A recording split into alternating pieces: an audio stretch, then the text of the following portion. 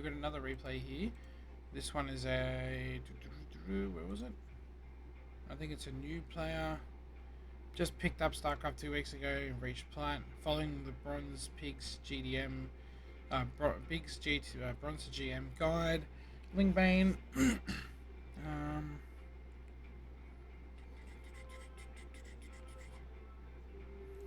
see what we can do. Let's have a look-see.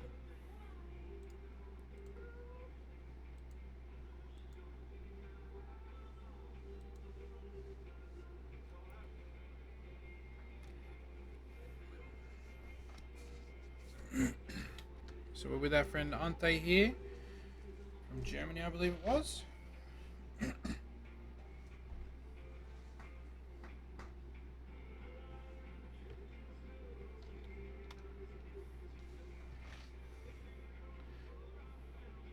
Have you already seen this trade? I know someone was commenting on it in Pig's chat. Or you mean because it's gold first Plat?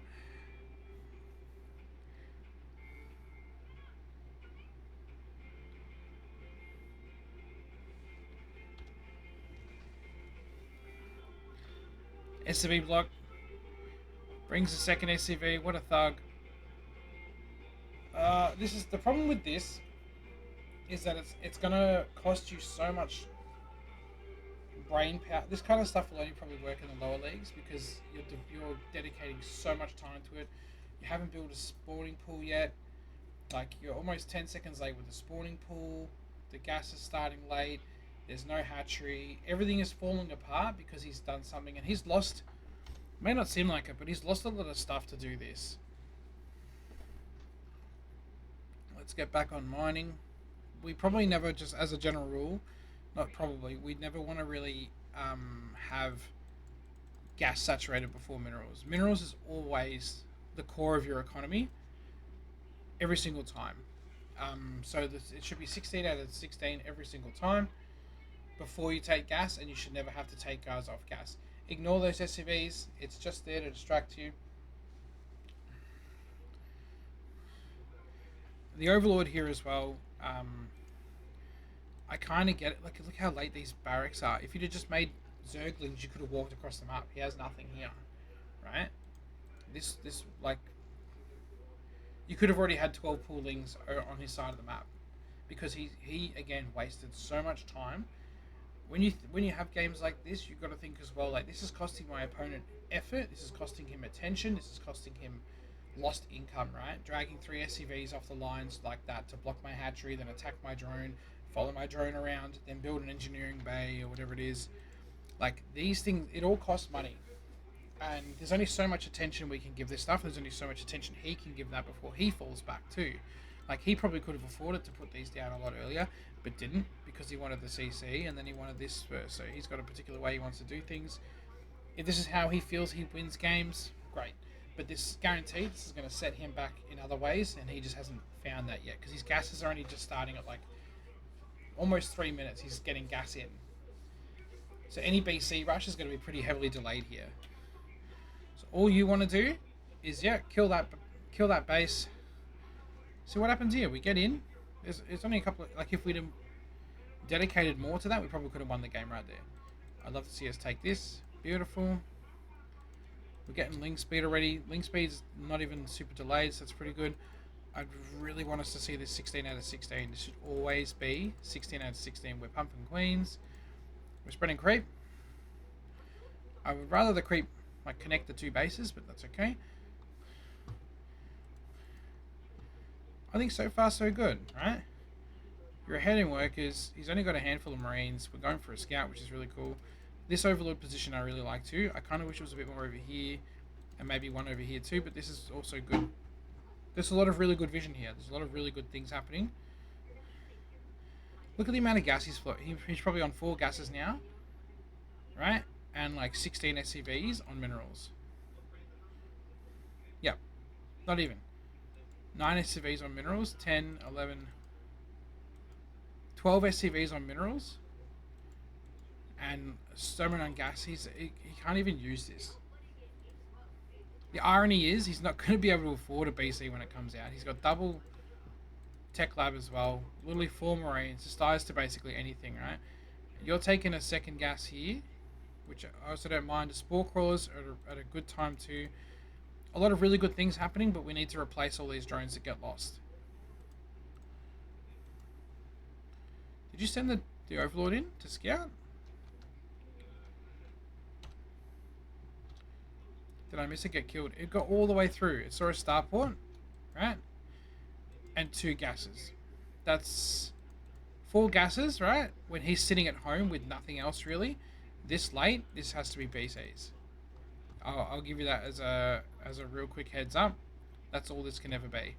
So your goal here is to make as many drones as possible, build queens and spores and aspire, and wait it out until the corruptors are here, and that's it. And then you run over it. And see, again, I keep saying this, right? The Viking is such a giveaway that someone's trying to make BCs. You got a good work account. We just need to keep going, because whatever he's planning on doing, you're gonna lose drones. We pumped queens at the start, and then we kind of stopped on it, which is a problem, right? Because when these first 2 BCs pop out, we're going to be in real trouble.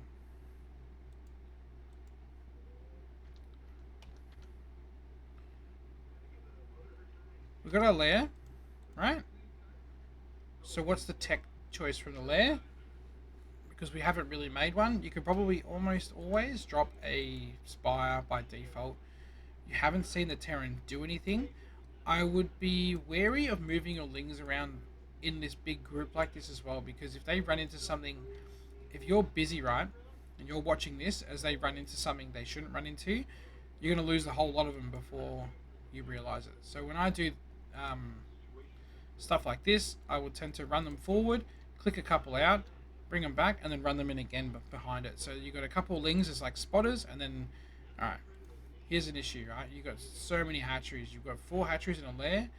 These should all be pumping queens, and you really need to have some sort of tech. I get that you're doing a Ling Bane thing, but the problem with following this Bronzer GM build is this is not a regular build that he's doing. Therefore, the maths don't check out when you're trying to do Ling Bane against BC.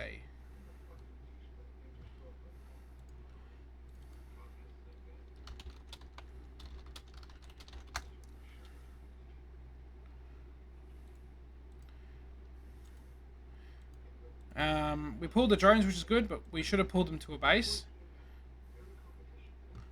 We should be making...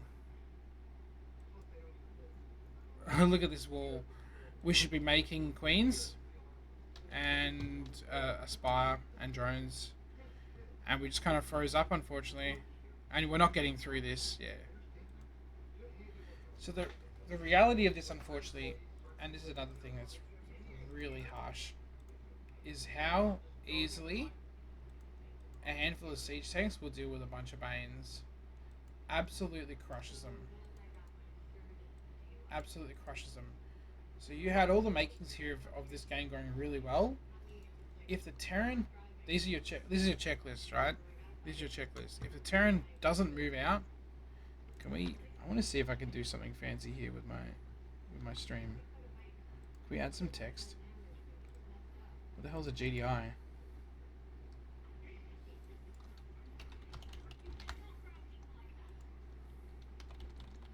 Hey. BC. The Terran doesn't move out at all if they take natural gases early or have low SCV. That's getting too complicated. If they make Viking first from starport, you can almost bet every single time it's going to be BC. How do I make this smaller?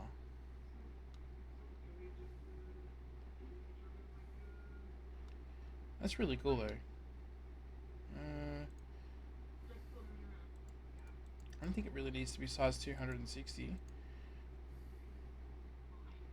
That's cool. Alright. So hopefully you guys can see that. How to spot BC. If the Terran doesn't move out at all, usually they're too busy trying to get these BCs online. They're literally not putting any more effort into anything else in the game, except for walling off, making a siege tank and a handful of marines, and then putting every brain cell into making BCs as quickly as they can. If they take the natural gases very quickly and then they're not moving out, BCs are a very strong go-to, simply because, like, even if you want to play bio, you want to play mech, you still need a good chunk of minerals. Whereas like 2 BCs, you need minerals of course, but the gases seem to be the thing that a lot of these players like are really panicked about not having enough of. And we could see from this replay here. Where was it? So what does early gases mean? Like here, it's 3 minutes 40, and he's taking his gases on his natural. I would consider that early. So if when your overlord flies in at like 5 minutes or something, it has a really even longer, right? It has a really long rounded path.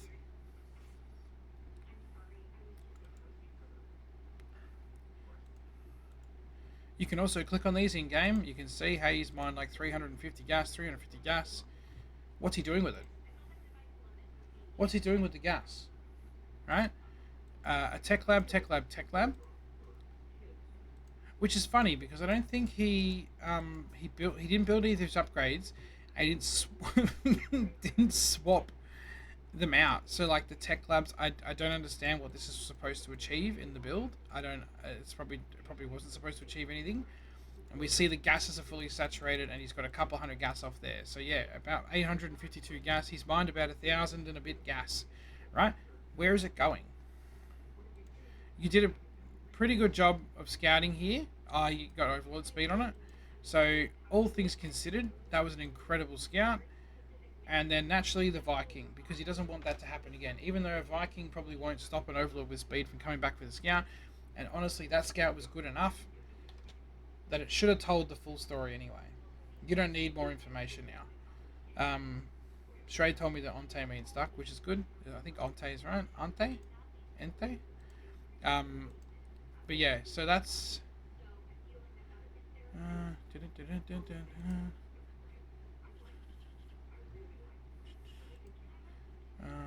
sorry, I just got distracted for a sec.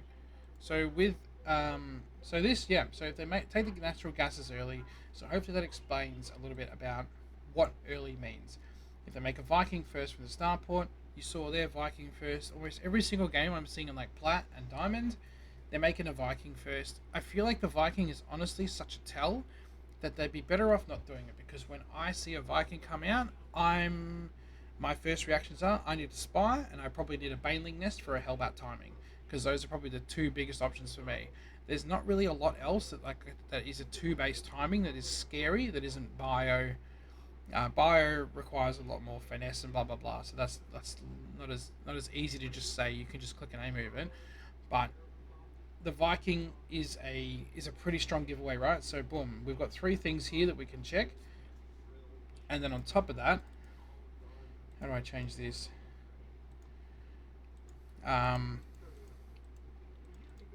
Here we go, we can edit it.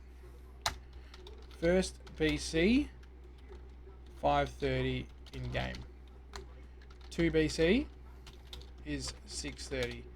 These are like the 2 most standard sort of timings for BC attacks. So by 5:30 you should already have a lair. You should be getting a form of tech and your lair kind of at the 4 minutes 4:30 mark at the latest in a sort of standard game. If it's been a weird like bunker rush, proxy racks nonsense game, don't worry about it. But if it's a standardish game, you feel like you're playing, you feel like in your heart this is a macro game, then these are the 2 timings to watch out for BC. So if he's not being on the map at all, as you get higher, they're more likely to be on the map, and be able to actually execute their build. But if they are hard turtling, there's no movement from your opponent. A BC is like almost the guarantee every single time. It is ridiculous how easy it is to actually scout this when we just know a little bit about what it looks like, right? Um, and just as one last little tidbit for you, a BC. I mean, it may not may not be super obvious from that information there, but a BC takes 56 seconds to build. So, with this, we've got a really good idea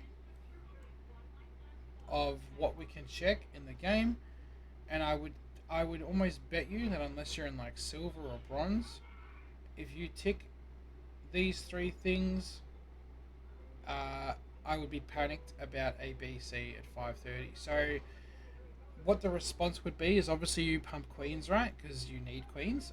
One BC, 8 queens will absolutely demolish it, along with a spore. Feel free to do a double spore if you want. You'll have plenty of money, but the idea is you keep making queens and you keep droning because you are going to lose economy, and so you want to keep droning behind it. It's really nice. You had a ton of lings as well. So one thing they can do as you get higher up is run some Hellions in at the same time. You could have literally A-moved that and then kept the queens there to deal with the BCs. So if the BC doesn't show up at 5:30 and you are very convinced it's still BCs, then drop like a second spore in every base and keep pumping queens and maybe try and bridge those creep gaps between your bases, and absolutely drop that spire. And if you have the gas, drop a second spire further away so they can't just kill both and absolutely nullify your corruptors. Because the idea is, I think it's something like 3 or 4 corruptors will kill a BC, right? You could even like micro them away as they get hurt and make that even. I think I did the maths the other day on stream. It's like literally three corruptors will kill a BC with a bit of micro. Absolutely, they'll crush it. So when you start getting like, if you get 10, if you know they've gone 2 BC, you get 10 corruptors. They warp. They come in, right? They do the little BC dance, whatever, blah blah blah. You shoo them off to go so they can go regenerate and heal. Because you got to remember as well, the teleport timer and the Yamato are also basically a minute cooldown, right?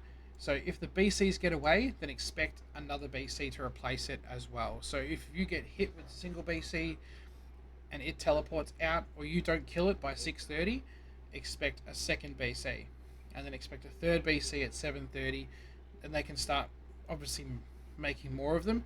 But the other thing as well is you probably want overlords on their side of the map to tell you, are they taking a third base behind this, or are they just trying to kill you with this, or what's going on? Because some players will be like, hey, will be smart enough to be like, oh, I'm pressuring the Zerg, I have nothing to worry about, I'm going to start taking bases on the map, and other players won't.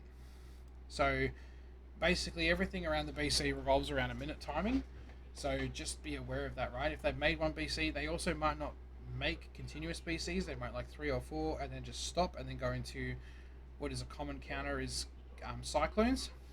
And so they go into the cyclones, and then that's when so they go into the cyclones, and that's when you can get into trouble, because cyclones hard counter corruptors obviously, because corruptors don't shoot them, and they also can chase corruptors very well. They do extra damage versus armored. They just slaughter corruptors real hard. So there's a lot of reasons that it's a problem for us. So it's 6:30 and he's only building his first BC now. This is how delayed his build is, right? And because he's put so much effort into mining, he could have been making like triple BC now from 3 starports if he just didn't mine so much gas. He could be building 3 at a time right now if he just didn't mine so much gas. It's like the maths on this dude is not mathing real hard. There's not enough workers here as well.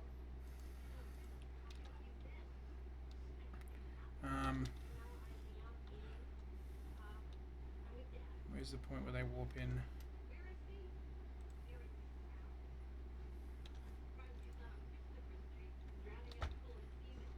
How cool does that look? So yeah, that's pretty much it. Like, I think that's a pretty. These are pretty common sort of concepts for a BC rush. Um, if you disagree, let's hear it. But I'd say that that's a pretty strong indicator of what's going to happen. And yeah, every BC that doesn't die, a BC can replace it. The idea is that you can try and get the corruptors out for the BC's first arrival, but what I prefer to do is actually survive on what I have, then make corruptors, and when they come back for the second trip, you jump on them as soon as you can. They teleport home, and you can actually clean them up relatively easily. And then you can just mass roach and just walk over them because they're going to have literally like a tank or two, some marines, and they were hoping that those BCs were going to keep you at home for the rest of the game while they just take the map. And we don't want to let that happen. So yeah, that's pretty much it. Um, so yeah, that's what happened.